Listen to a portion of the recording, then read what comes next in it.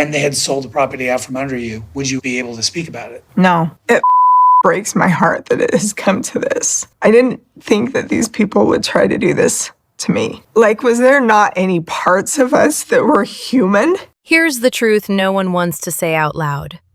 The Brown family didn't fall apart because of polygamy. It fell apart because the man leading it was the biggest disaster in the entire story. The perpetual myth of Mary Brown as the gagged truth-teller of the Brown universe continues to circulate, despite the rather glaring fact that she rarely says anything at all. The recurring claim that she won't be silenced has become its own punchline. Apparently, refusing to sign a suspiciously timed NDA is, at least theoretically, a bold act of defiance. Yet the resulting silence is indistinguishable from compliance. The truth remains under lock and key, not because she signed KODY'S imaginary gag order, but because she simply doesn't speak. The timing of this alleged NDA attempt was convenient. Christine's book was looming, and KODY Brown, forever convinced the world hangs on his every word, clearly feared his secrets were destined for paperback. The possibility that Mary might someday write a memoir has haunted him since. And not because she would produce some vindictive exposé. The true risk would be a calm, emotionally literate account of what actually transpired.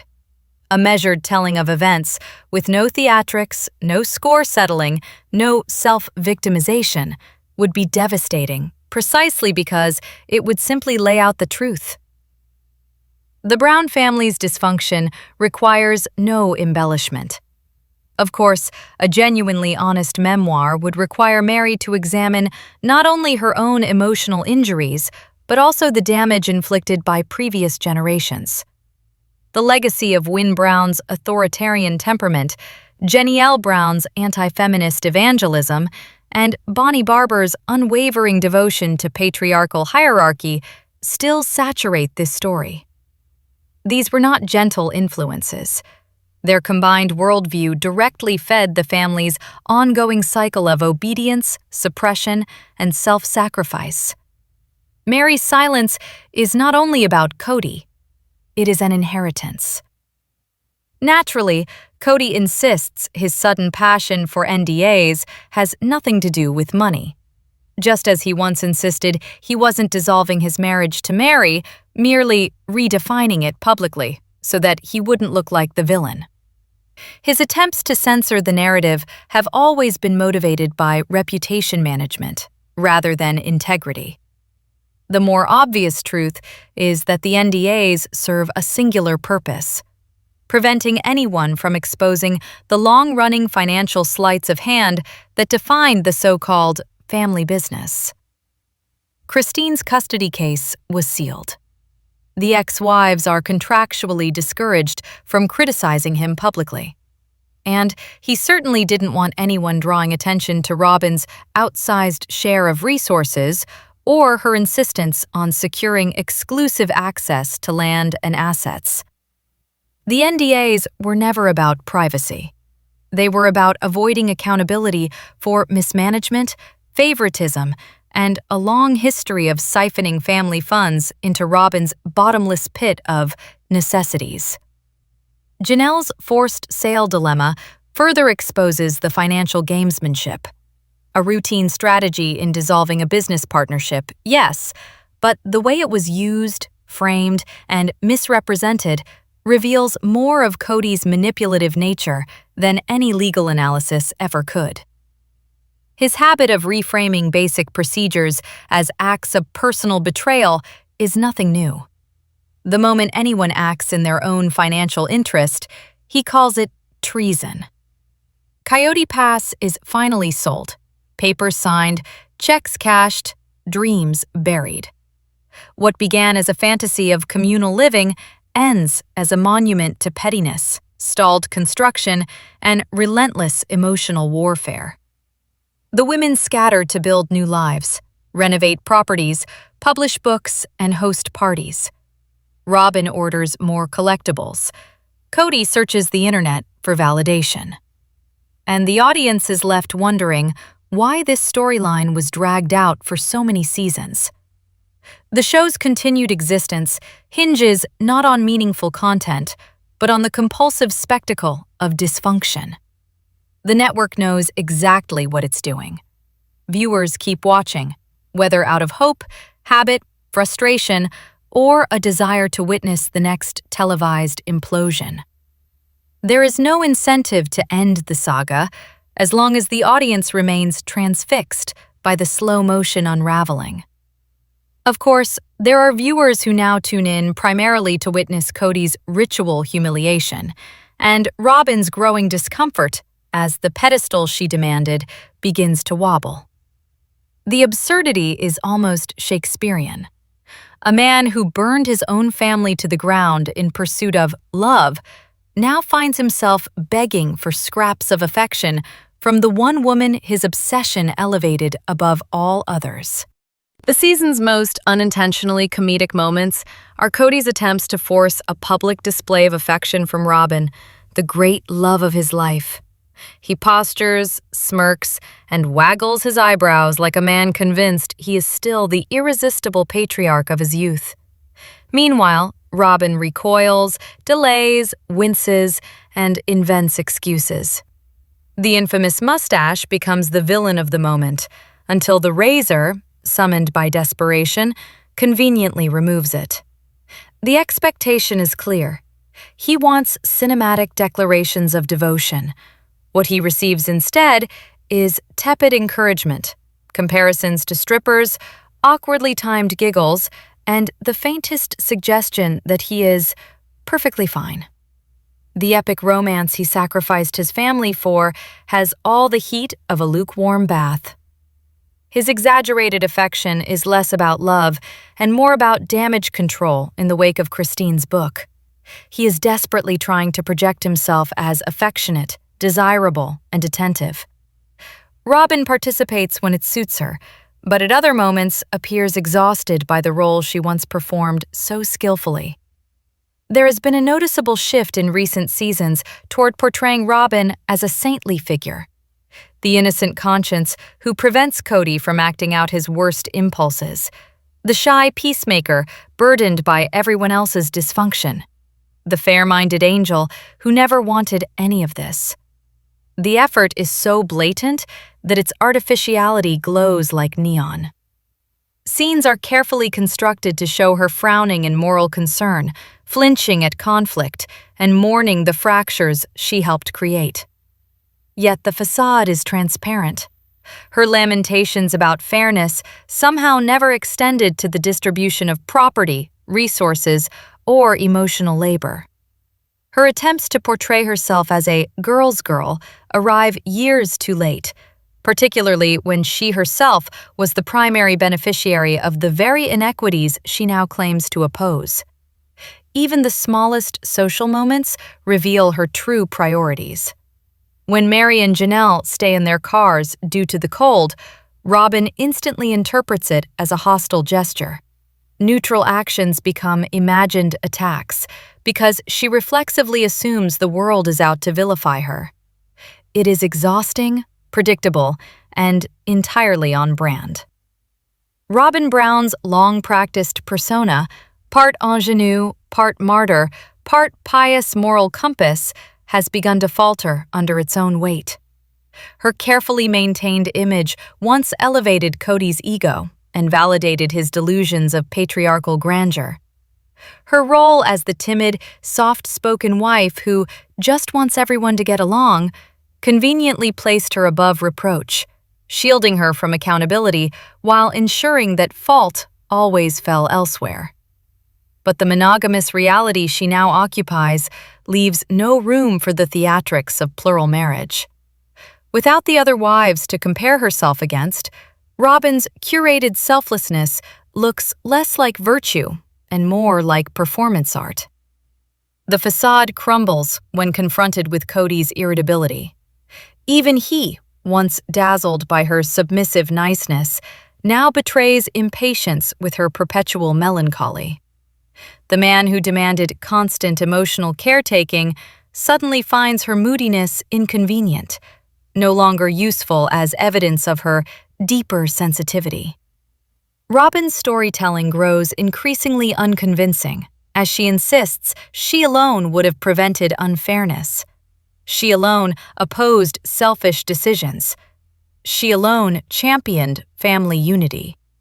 Strangely, none of this concern materialized when property documents were signed, when funds were pooled, or when Kody abandoned the majority of his children. The sudden rediscovery of moral clarity is, at best, revisionist. Robin's attempts to retroactively claim noble intentions have become comically transparent. Her repeated assertions that she would have prevented injustice ring hollow beside the reality of her behavior throughout the family's history.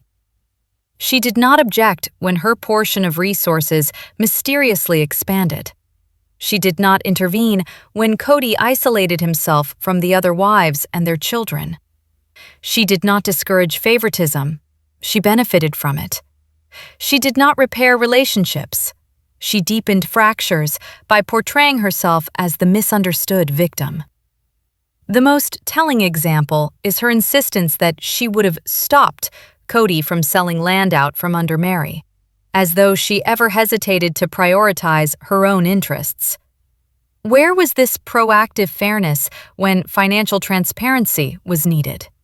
When shared assets were in question? When Kody's decisions clearly disadvantaged others? Her new commitment to justice exists only after the damage is done. Robin's sanctimony reaches its peak when she attempts to rewrite the history of the family's collapse. She lectures about how they, some vague, shifting combination of the wives and their estranged husband, put more effort into hurting each other than healing their relationships. The speech is delivered with righteous conviction, as though the audience has not spent over a decade watching her reap the benefits of everyone else's sacrifices.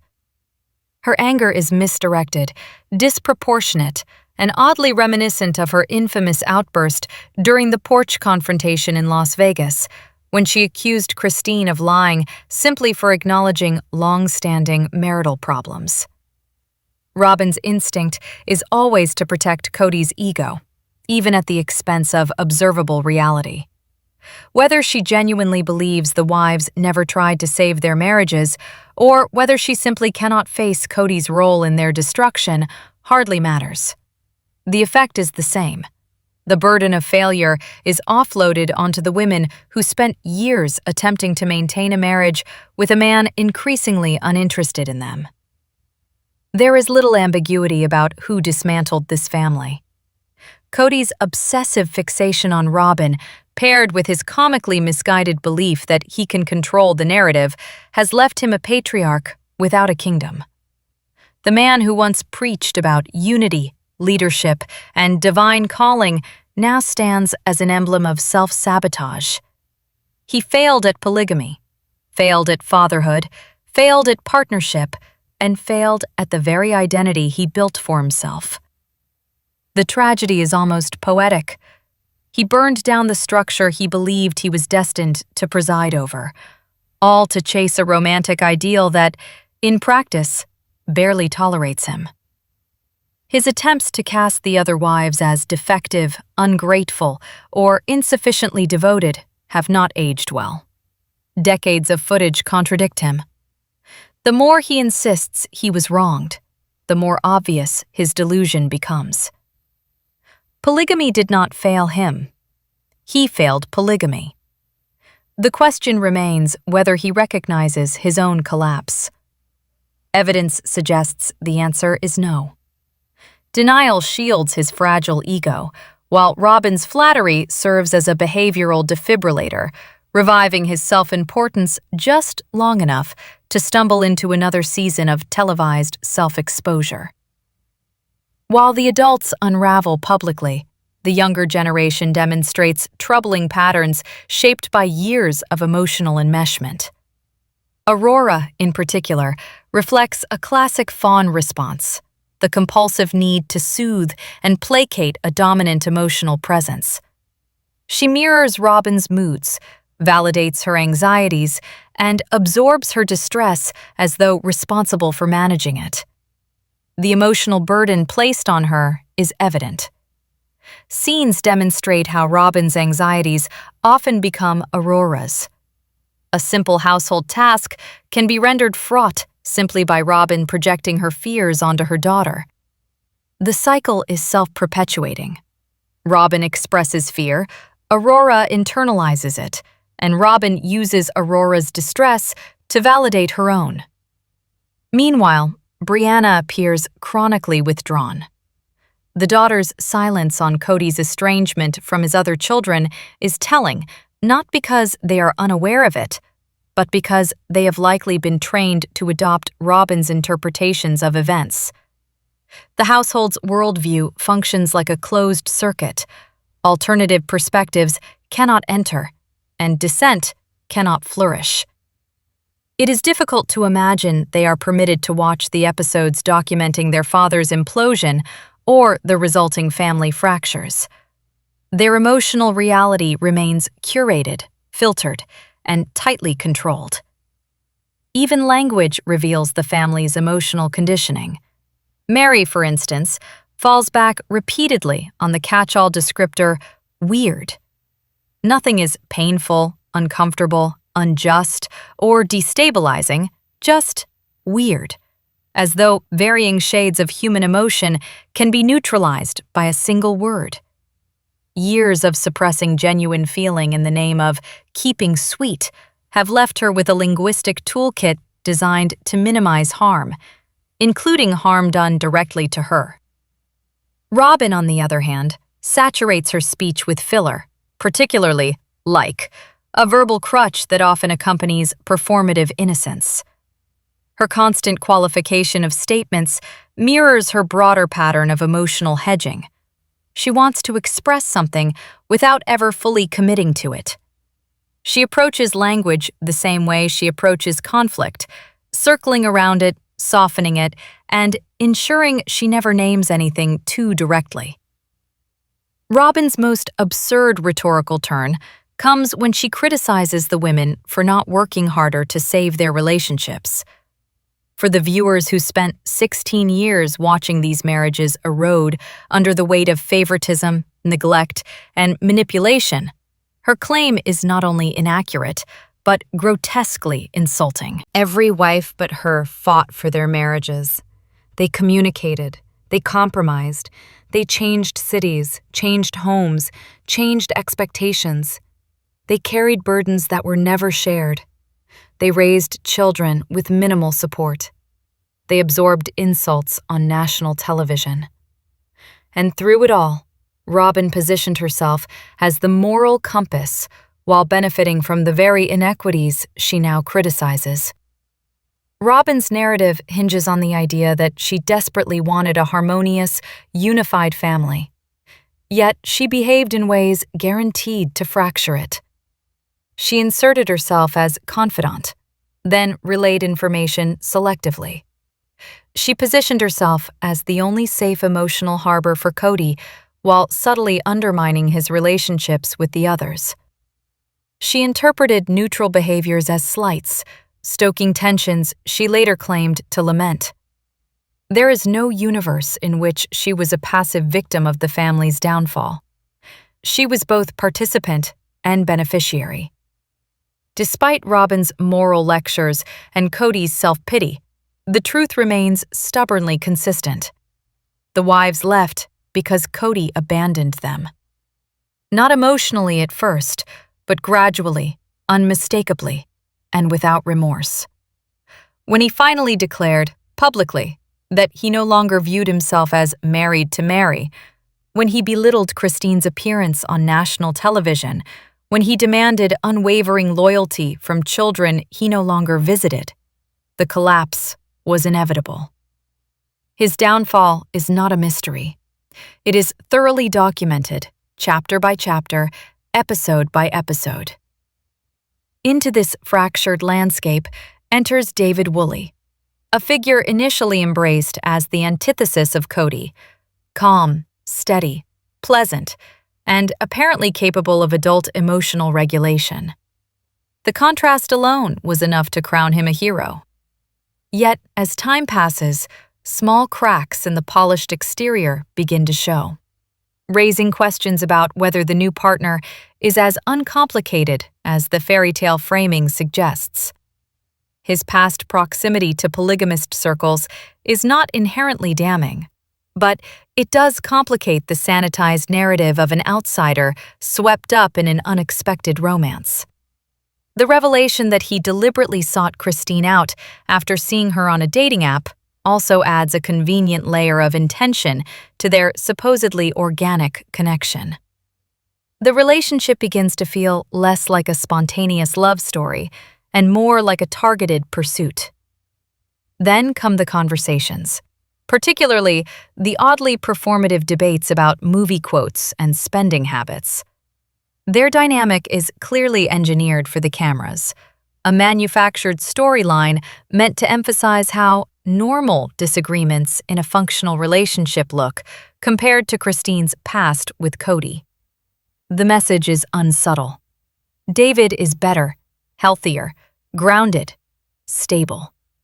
Yet, the scripting is so evident that it drains authenticity rather than enhancing it. His comments about being the only one with a stable salary are presented as pragmatic, but the tone can read as territorial. Christine earns income from the show, public appearances, social media partnerships, and book sales. The idea that only his salary counts feels like an attempt to assert financial authority under the guise of shared responsibility. It is not controlling on its face, but the implication is unmistakable.